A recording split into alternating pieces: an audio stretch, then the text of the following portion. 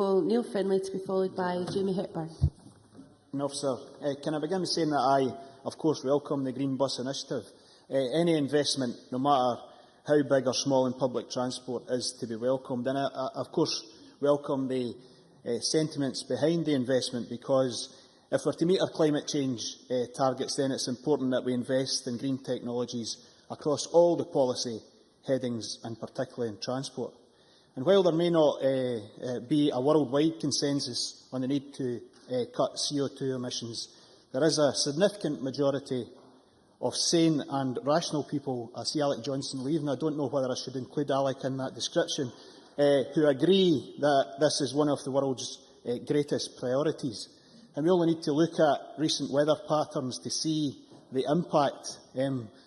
Only yesterday we saw a new weather phenomenon called the Aberdeen foam.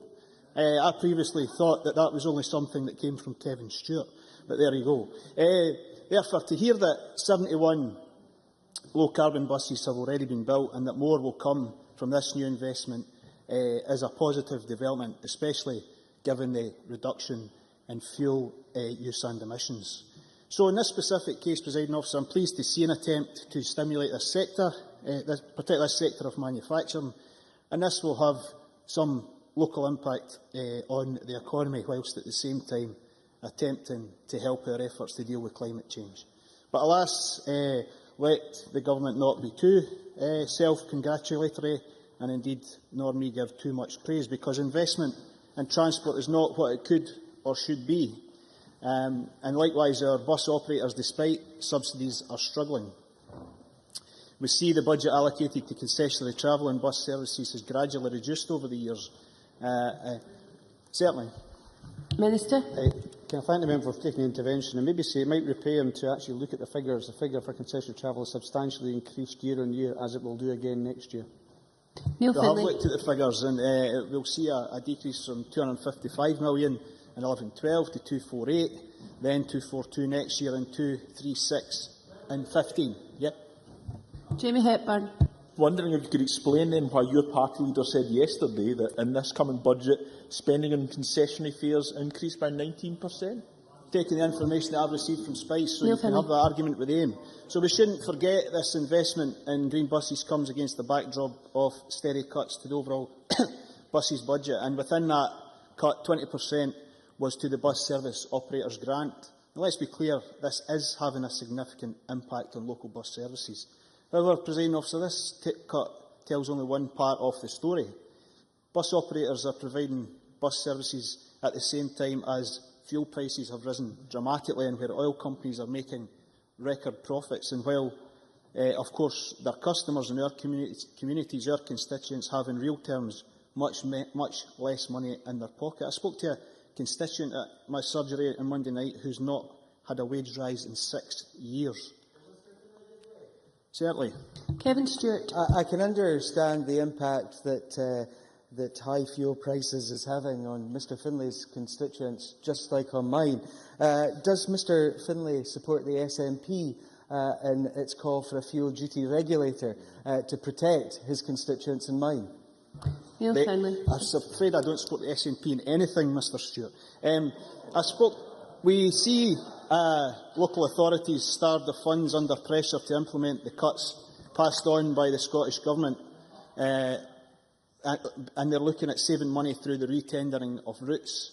And this leads bus operators competing not on the basis of improved service quality, but sees them winning contracts because they pay less, have poor pension provision and poorer working conditions, when what we actually need are services that are of good quality and reliable and don't rely on a race to the bottom in terms of conditions in order that their employers win contracts.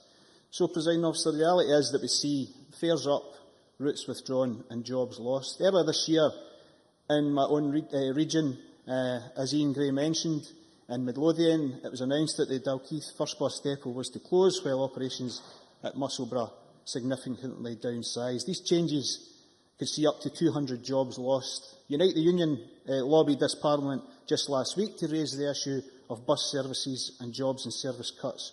And locally, they lobbied me about potential cuts at the Dean's Depot in Livingston, although to date the company have just avoided this.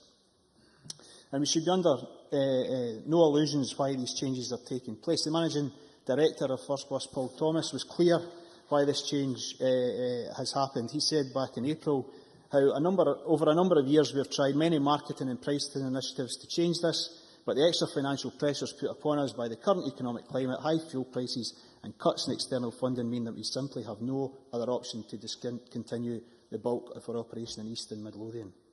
Presiding Officer, it's also the case that any green strategy has to be predicated on an improved public transport system, yet it was only last week we eventually got the Transport Minister to come kicking and screaming before Parliament to finally admit that the budget that he drew up for the Edinburgh and Glasgow Improvement Plan was to see its budget cut by £350 million.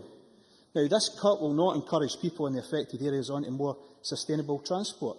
It will not encourage people onto trains or buses, green or otherwise. It will instead mean that car use will continue and emissions rise. Presiding Officer, while I welcome the green bus investment, it's tempered with a dose of reality. And if we're going to celebrate these plans, then let's do so while understanding the wider context of the Government's transport policy, one which appears to prioritise the car over public and sustainable and affordable transport. And finally, before I finish, can I commend Ian Gray's speech today? I think his contribution very effectively summarised the state of play in the Scottish bus sector.